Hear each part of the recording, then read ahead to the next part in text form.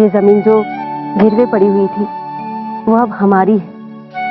अब आप पर और न ही जमीन पर कोई कर्जा है। आज तक ये भूमि की पूजा हम करते आए हैं, लेकिन आज से ये भूमि पूजन हमारी बिटिया गौरी के हाथ होगा।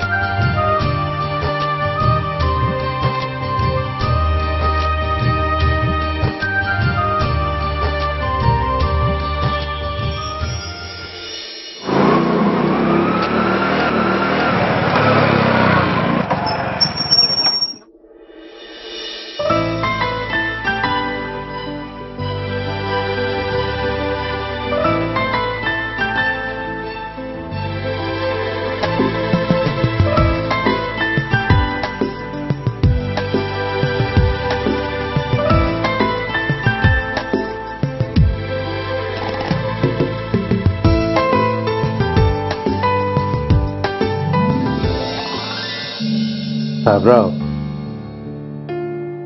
आज छोटे माल के आ जाती तो अच्छा होता।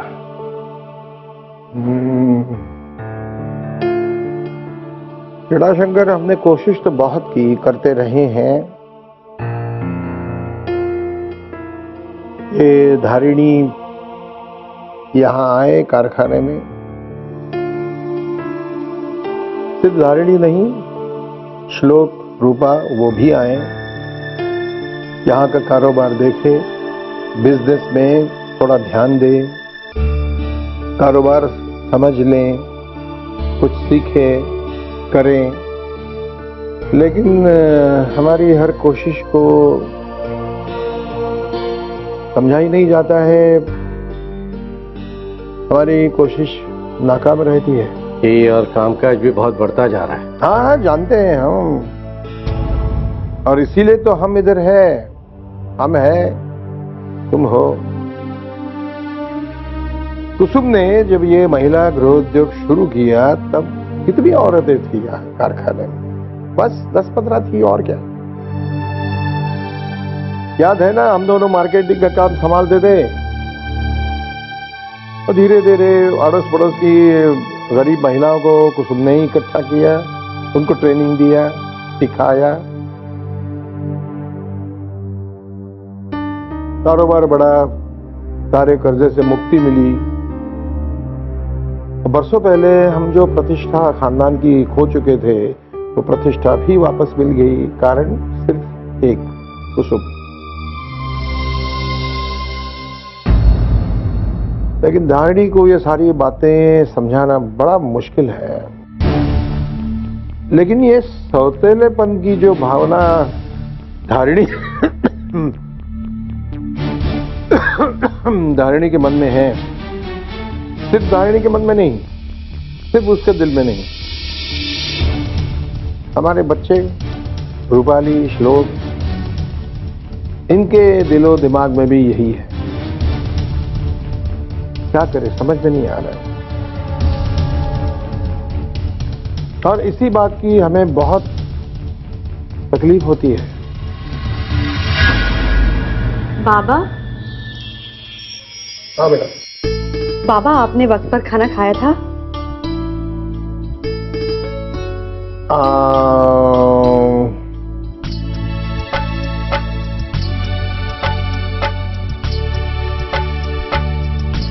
नहीं खाया।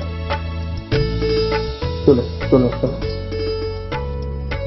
इसलिए नहीं खाया कि हम तुम्हारे बगैर कैसे खाना अकेले खा सकते हैं, इसलिए नहीं खाया। जटाशंकर चाचा, ये भी कोई बात होती है? अरे बेटे, साहेबराव मजाक कर रहे हैं। ऐसा हो सकता है कि इन्हें इतनी देर तक मैं ऐसे ही रखूं? इन्होंने खाना भी खाया, दवाई भी ली, तुम बिल्कुल चिंता मत करो। गौरी समझती है बस उसी को सबकी चिंता है। तो गौरी ने नहीं खाया खाना? नहीं, वो क्या हुआ बाबा? मैं थोड़ा गलत, ये बात बिल्कुल गलत है। बच्चों ने भी वक्त पे खाना खाना चाहिए। तुम भी ना बिल्कुल अपनी मां की तरह हो।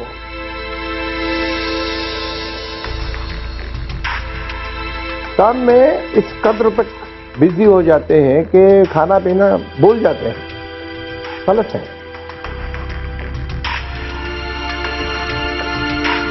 पूरी दुनिया की चिंता करती हो, थोड़ा अपना भी ख्याल रखो। ठीक है बाबा, मैं खा लूंगी। बाबा, मुझे कुछ आपके साथ डिस्कस करना था। देखो बेटा, तुम जो कुछ भी कर रही हो वो सब ठीक है, अच्छा ही है, अच्छा ही होगा। हमें क्यों बता रही हो? बाबा, महेश ने पिछले 6 महीने का अकाउंट स्टेटमेंट बनाया है। उसके हिसाब से हमने 40% तरक्की की है। पूरे महाराष्ट्र में हमारे स्वादिष्ट मसालों की डिमांड बढ़ गई है। हम जानते हैं बेटा, जानते हैं। अभी हम खेड़ा शंकर अंकल से यही कह रहे थे कि प्रोडक्शन में और ज्यादा तैयार करना चाहिए। जी बाबा, और इसके अलावा हमारा डेयरी फार्म का बिजनेस भी बहुत अच्छा चल रहा है। बाबा, मैंने 200 भैंसें गुजरात से मंगाई थी जो आ गई हैं, और 200 भैंसें हरियाणा से अगले महीने आने वाली हैं। हमारे ग्रामीण क्षेत्र के नौजवानों को अब रोजगार मिलेगा। और बाबा, हमारे एग्रीकल्चर कॉलेज और स्कूल में नया स्टाफ भर्ती करना होगा, जिसके लिए मैं कल एडवर्टीजमेंट दे रही हूँ। ठीक है गौरी, सिर्फ एक बात ध्यान में रहे कि काम बहुत बढ़ता जा रहा है। आप चिंता ना करें बाबा, मैं संभाल लूंगी। और फिर जटाशंकर चाचा और महेश भी तो हैं हमारे साथ। हम भी तो हैं तुम्हारे साथ। बाबा, अब आपको आराम करना है। आप मेरे मुंह पर एक बात करते हैं और बाद में पीछे जाकर कुछ और ही करते हैं।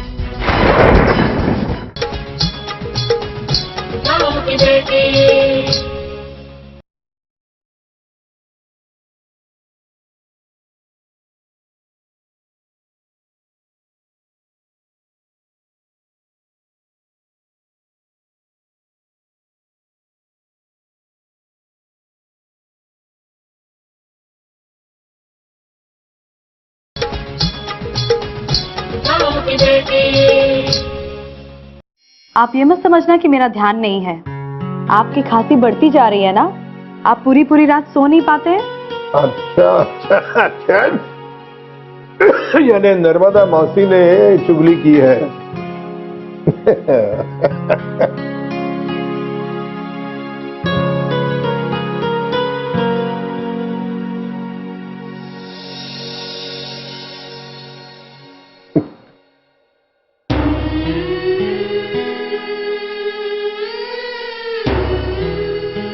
बाबा, इतनी चिंता मत किया कीजिए, आपकी सेहत गड़बड़ हो जाएगी। बाबा, बहुत सारी बातें हमें वक्त के साथ छोड़ देनी चाहिए। वक्त के साथ साथ चीजें ठीक हो जाती हैं। और मेरे भाई बहन श्लोक और रूपा, उनको काम के लिए मैं यहां लेकर आऊंगी। मैं जानती हूं कि मेरे भाई बहन बहुत अच्छे हैं बाबा।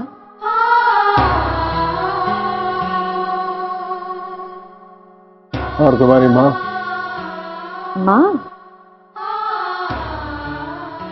माँ भी बहुत अच्छी है बाबा। बहुत अच्छी है।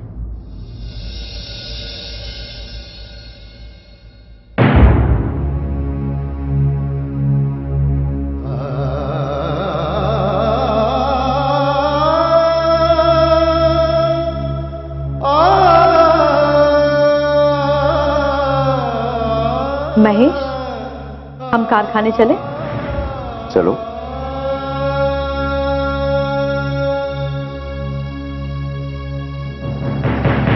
इतने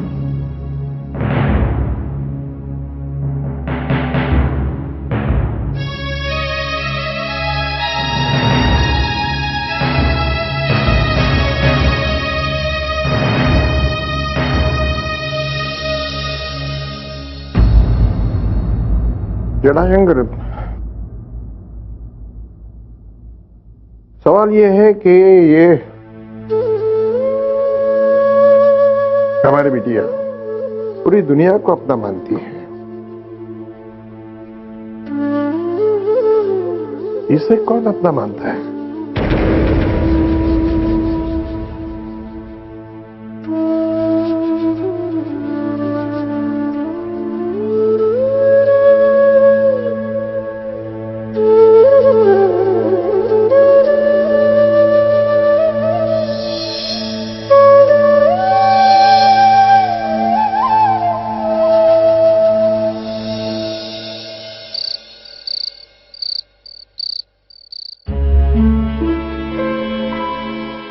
छोटी मालकिन, शुक्र। मालकिन, आज खाना क्या बनाना है? जो रोज बनाती हो बनाओ। पिछले 30 साल से इस हवेली में तुम ही खाना पका रही हो ना, फिर रोज रोज सवाल क्यों करती हो? जी मेरा मतलब कभी आपकी पसंद का। जो मन में आए पकाओ, लेकिन यहाँ आकर फिर से मुझसे सवाल मत करो, समझी? जी ठीक। मालिक आने वाले हैं ना? तुम क्यों यहाँ वहां की बातें करती हो? हाँ, तुम अपना काम करो, खाना पकाओ और सो जाओ। जी मालिक के लिए गरम गरम रोटी बनानी पड़ती है ना? तो मैं नहीं बना सकती?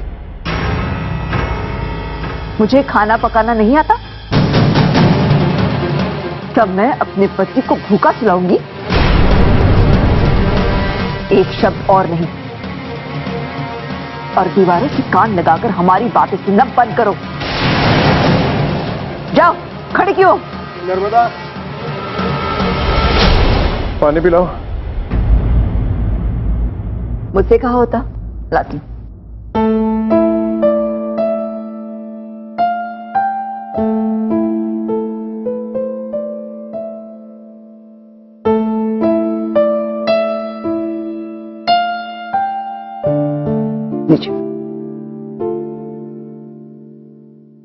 बच्चे अब तक आए नहीं घर पे?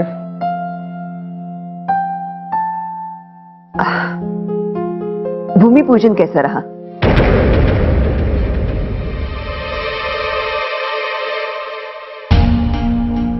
अच्छा रहा, हर साल की तरह अच्छा ही रहा। फूल, ताशे, नगारे,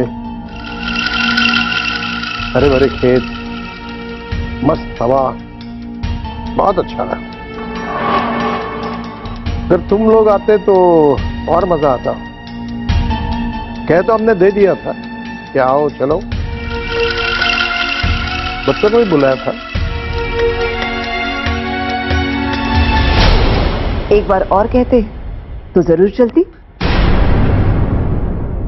अरे कमाल करती हो तुम सारे, वाकई कमाल करती हो। अरे हमारे कहने की कोई बात ही नहीं है, तुम मालकिन हो, ये तुम्हारा अधिकार है, तुम बुलाने की क्या जरूरत है?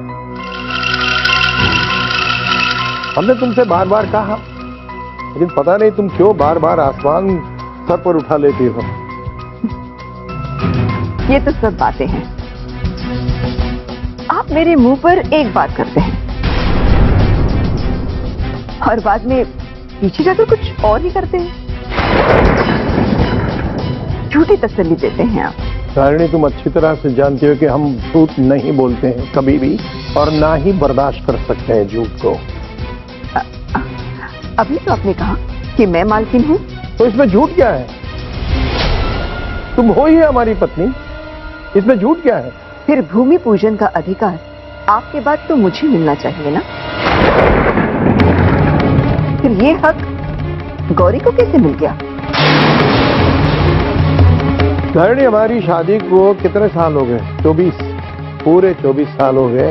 इन 24 सालों में कितनी बार तुम लोग आए भूमि पूजन के लिए, बताओ? आज भी हमने तुमसे बार बार कहा था कि चलो हमारे साथ, बच्चों को भी बुलाया था, तुम लोग नहीं आए।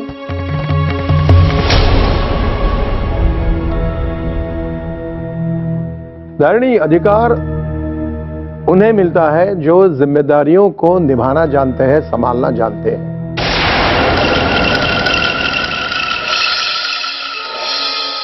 तुम हर बात का गलत मतलब क्यों निकालती हो? हर चीज में तुम्हें बुराई कैसे नजर आती है? क्योंकि मैं सबकी असलियत जानती हूँ। तुम कुछ नहीं जानती हो।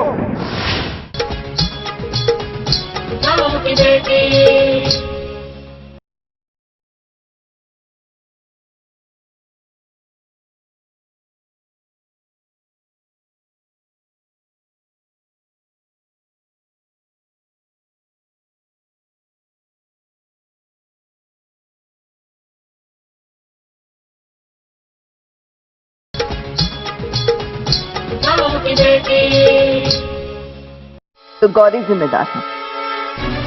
आज तक तो आप कुसुम की मिसाल देते थे, आज गौरी की मिसाल दे रहे हैं। तो फिर मैं क्यों? मेरा वजूद क्या है? हाँ? ये तुम गलत सोच रही हो, बहुत गलत सोच रही हो। नहीं साहेबराव, आप मुझ पर अन्याय कर रहे हैं। आज भी आप अपनी पहली पत्नी कुसुम से ज्यादा प्यार करते हैं और उसकी बच्ची गौरी से सबसे ज्यादा प्यार करते हैं। धारिणी, तुम्हारा ये वहम है कि हम सिर्फ कुसुम और गौरी से प्यार करते हैं। अरे हम बाप है गौरी के, श्लोक के, रूपाली के, ये तीनों हमारे बच्चे हैं। एक बाप अपने बच्चों के साथ एक ही तरीके का व्यवहार करता है प्यार का। तुम जो सोच रही हो वो बिल्कुल गलत है। हमने हमेशा ये चाहा है कि तुम भी हम कारोबार में इंटरेस्ट लो, सबके साथ काम करो। कुसुम ने जो किया वो तुम भी कर सकती हो। तो आप चाहते हैं कि मैं गौरी के हाथ के नीचे काम करूं? अरे तुम संभालो सारा कारोबार। कैसे संभालूं? वहां पर आपका परम मित्र जटाशंकर और उनका बेटा महेश और गौरी कब्जा करके बैठे हुए हैं। आप चाहते हैं कि मैं उनके हाथ में कठपुतली बनकर नाचूं? तुम क्या कह रही हो धारिणी, पता नहीं। तुम हर बात का गलत मतलब क्यों निकालती हो? हर चीज में तुम्हें बुराई कैसे नजर आती है? क्योंकि मैं सबकी असलियत जानती हूँ। तुम कुछ नहीं जानती हो। ऐसा आपको लगता है, लेकिन मैं सब समझती हूँ। आपने सिर्फ गौरी को ही योग्य माना है, कभी मेरे बच्चों को, श्लोक और रूपाली को इस कारोबार को संभालने योग्य माना ही नहीं है। भूमि पूजन का अधिकार भी गौरी को दे दिया। ये नहीं सोचा कि मुझे क्या महसूस होगा। आपको गौरी से फुर्सत मिलती कहां है? आप सिर्फ गौरी के बारे में ही सोचते रहते हैं। ये नहीं सोचते कि मुझे क्या महसूस हो रहा है, और मेरे बच्चों के भविष्य के बारे में तो सोचते ही नहीं है। ये बेबुनियाद इल्जाम लगा रही हो। फोटो में बैठी ये औरत आज भी आपके दिल की धड़कन बनी बैठी है। पिछले 24 साल से मैं आपकी सेवा कर रही हूं, लेकिन ना मेरे प्यार की कोई कीमत है और ना इस घर में मेरी कोई हैसियत। जो भी है बस कुसुम और गौरी। लेकिन एक याद रखना साहेबराव, अगर मेरे बच्चों का हक किसी ने छीनने की कोशिश की तो मैं बर्दाश्त नहीं करूंगी।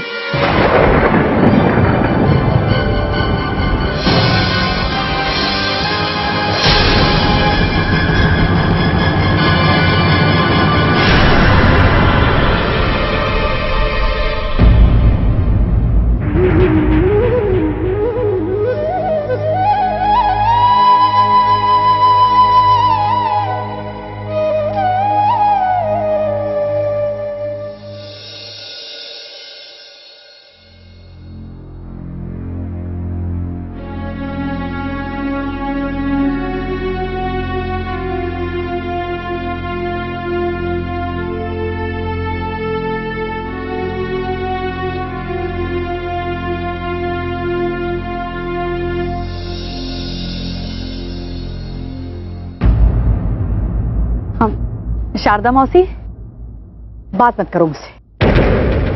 नाराज हो? नाराज हो भी जाऊंगी तो क्या फायदा?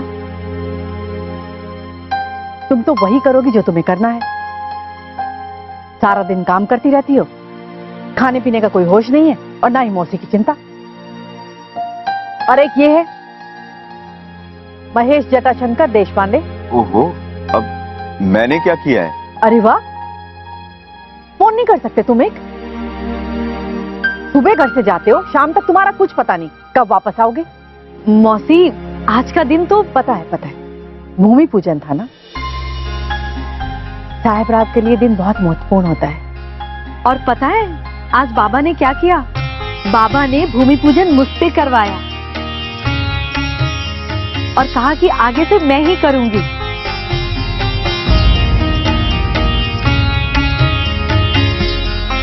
अच्छा, अब तो ये धारणी और हंगामा करेगी।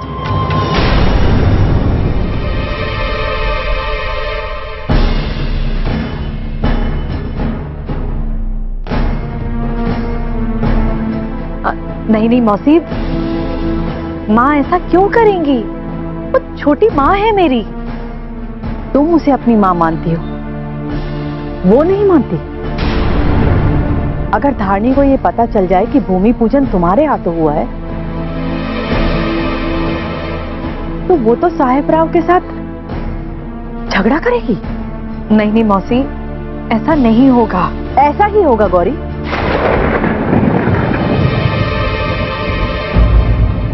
धारणी चाहती है कि सारे के सारे अधिकार उसके पास रहे, सब उसके गुलाम बनकर रहे। जिम्मेदारी उठाने के लिए तैयार नहीं है वो, लेकिन हक छीन कर लेना चाहती है। मौसी प्लीज, छोटी माँ के बारे में ऐसा मत बोलिए। जितनी इज्जत मैं आपकी करती हूँ उतनी इज्जत मैं छोटी माँ की भी करती हूँ। यही तो रोना है गौरी, प्यार सिर्फ तुम करती हो। नहीं मौसी, ऐसा नहीं है। छोटी माँ भी प्यार करती है। बस सारा लाड़ प्यार तो आपका गौरी के लिए है।